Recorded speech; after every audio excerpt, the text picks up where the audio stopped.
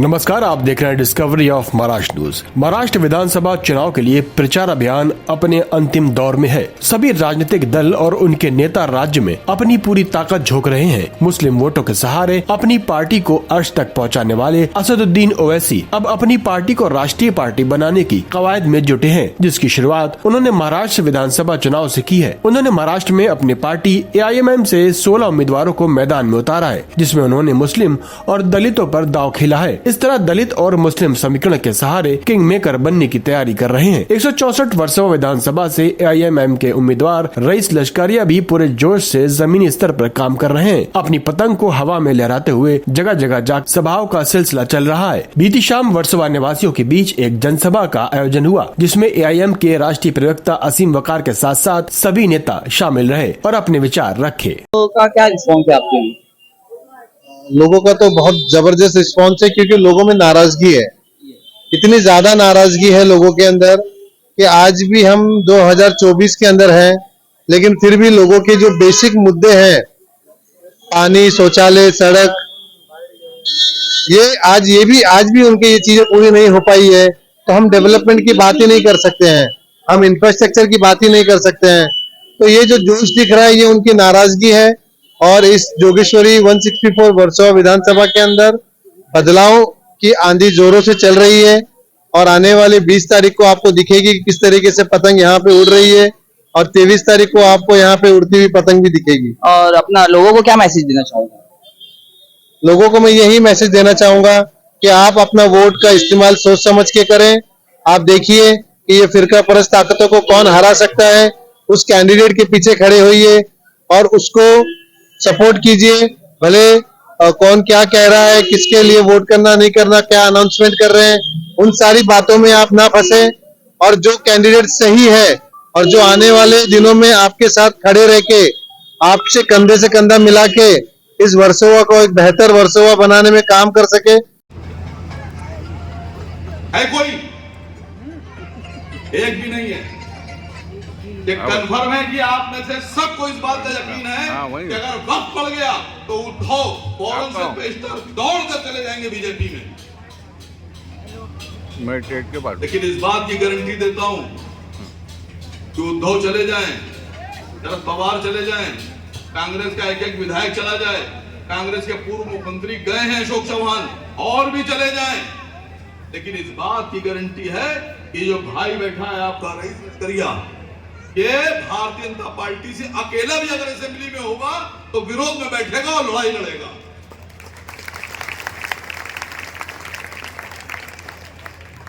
मैं इस बात का भी वचन देता हूं आप लोगों को कि सरकार बनेगी तो भले ही कोई बीजेपी के साथ चला जाए, कोई चला जाए, लेकिन यह वचन है मजलिस इत्तेहादुल मुस्लिमीन के एक छोटे से नेता का, इस आसिम वकार का, कि चाहे कोई सरकार बने, पूरी महाराष्ट्र का एक एक विधायक बीजेपी के खेमे में जाए, लेकिन असद साहब पूरी ताकत से, अकबर साहब पूरी ताकत से बीजेपी का विरोध करेंगे और करते रहेंगे।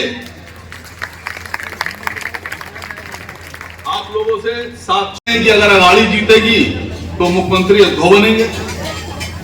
मैं समझता हूं सभी जानते हैं। भारतीय जनता पार्टी बनेगी तो भी हम नहीं बनेंगे, अघाड़ी जीतेगी तो भी हम मुख्यमंत्री नहीं बनेंगे। लेकिन ये बात आपको बता दें कि अगर आप लोगों ने रईस लश्करिया साहब का और MIM के तमाम लोगों का साथ दिया तो इस बात की गारंटी लेके जा रहा हूं कि फिर आपके किसी विधायक के बिना सरकार नहीं बनेगी और असद साहब की मर्जी के बिना सरकार चलेगी नहीं।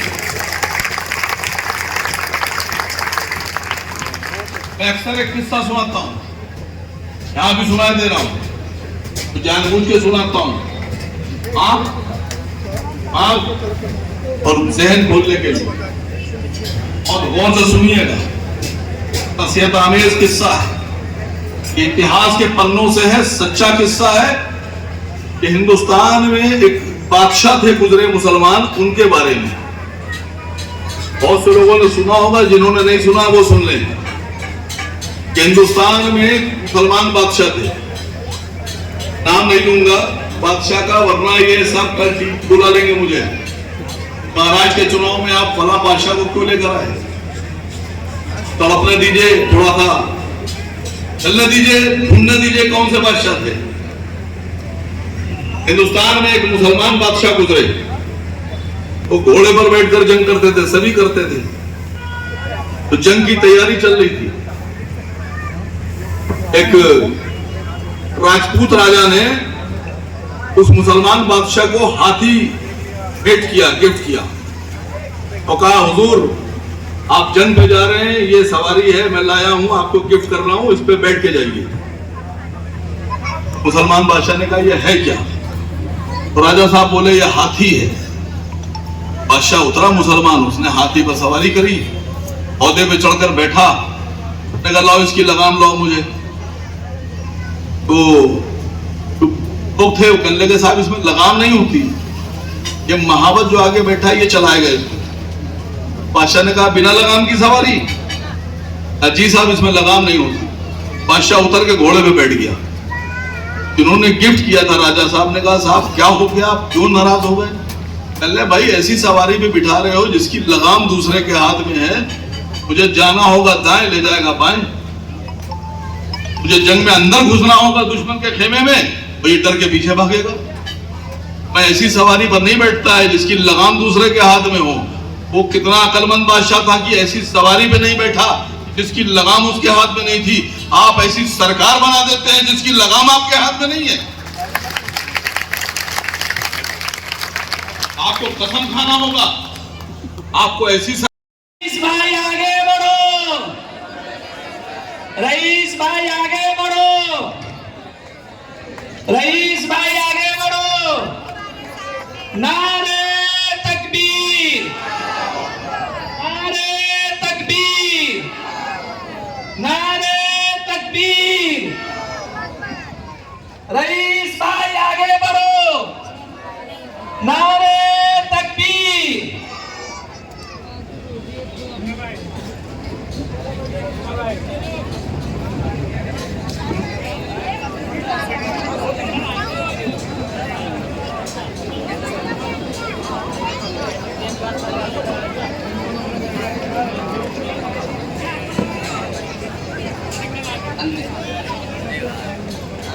मेरे अजीज भाइयों और दोस्तों, फॉर्म भरता है तो हमारे जिम्मेदार लोगों के कहने पे जब मोहसिन हैदर पर्चा वापस लेता है, चंगेज भाई मुल्तानी जब पर्चा वापस लेते हैं, तो क्या इनके पास कोई जिम्मेदार नहीं है, कोई आला कमान नहीं है तो इनके कहने पे राजू पेडनेकर इनका पर्चा वापस ले ले? तो भाइयों ये सीधी सीधी एक साजिश है जो हम लोगों के वोट बांटने की साजिश है। इस साजिश में हम फंस रहे हैं। आप लोगों को जिम्मेदारी से 20 नवंबर को काम करना पड़ेगा। इनके झांसे में आपको नहीं आना पड़ेगा।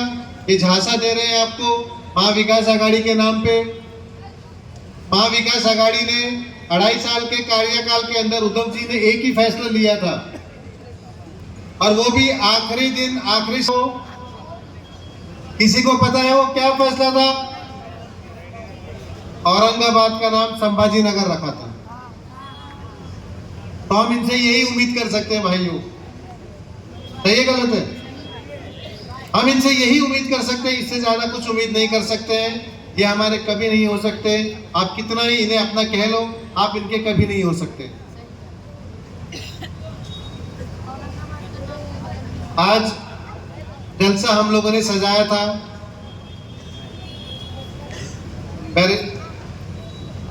अकबरुद्दीन ओवैसी साहब के लिए। शाम को 6 बजे उनका मुझे फोन आता है कि मैं एक दुविधा में फंस गया हूं, कि मुझे मुमरा सैफ पठान भी बुला रहे हैं और आपके यहाँ मैंने टाइम दे दिया है, तो मुझे क्या करना चाहिए आप बताइए। मैंने मुंबई के सदर होने के नाते मैंने उनसे कहा कि नहीं, आप सैफ के यहाँ पे जाइए और मुझे दूसरी तारीख दीजिए। तो इंशाल्लाह आज रात को वो मुझे दूसरी तारीख देंगे, शायद कल की भी दे सकते हैं या परसों की भी दे सकते हैं।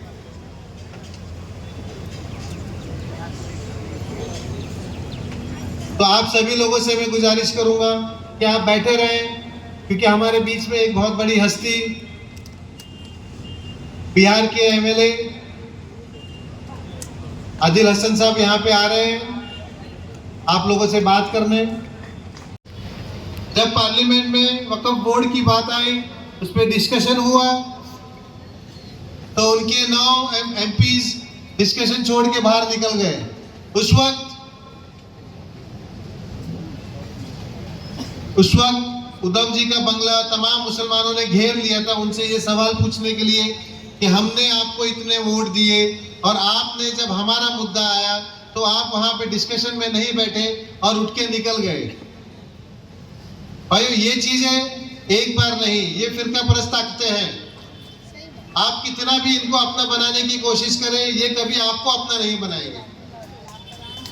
ये बात समझने की है, आप इस बात को समझिए। आप कितना ही उनको गले लगाइए, लेकिन वो कभी भी आपको गले नहीं लगाएंगे। मार्केट का एरिया होता है तो ट्रैफिक इतनी होती है कि हम अंदर भी नहीं आ सकते हैं। तो क्या इन मेरे भाइयों के लिए जो यहाँ पे रस्तों पे अपने अपने स्टॉल डाल के रखे हुए हैं, क्या इनके लिए एक मार्केट नहीं बनाई जा सकती है? ये एक आमदार का काम होता है। लेकिन जब हम पंजे को वोट करते हैं तो वो हमारे लिए एकदम बेफिक्रा हो जाता है कि ये तो मेरे ही वोटर है, कहाँ जाएंगे ये लोग, इनके लिए कुछ काम करने की जरूरत नहीं है क्योंकि ये तो मेरे ही है। और जब कभी कोई कमल का एमएलए आ जाता है तो वो आपसे वैसे ही दूरी बना लेता है कि यहाँ पे मुझे जाने की जरूरत क्या है, ये तो मेरे वोट ही नहीं है। और इन दोनों ही परिस्थिति में पिस हम रहे हैं। आपको मैं 2019 की बात बताऊं कि किस तरीके से हमें बांटा जा रहा है। 2019 में यहाँ पे कांग्रेस से मेरी नुमाइंदगी होने वाली थी, आपको याद है? और साथ ही में बलदेव जी भी मेरे साथ में थे। तो उस वक्त बलदेव जी को यहाँ से टिकट मिली, उनके सामने भारती लवेकर थी, आमने सामने का मुकाबला था। लेकिन बड़ी ही होशियारी से उद्धव जी ने अपना एक और कैंडिडेट वहां पे डाल दिया, इसका नाम था राजुलताई पटेल, है कि नहीं है? और राजुलताई पटेल ने पूरे सेक्युलर वोट ले लिए और कांग्रेस का नुमाइंदा गिर गया महज 6000 वोटों से। और वही कहानी इन्होंने फिर 2024 में दोहराई। लेकिन 24 में थोड़ा सा ट्विस्ट आ गया कि बैरिस्टर असदुद्दीन ओवैसी साहब ने पहले ही यहाँ पे एक नुमाइंदा डाल दिया था।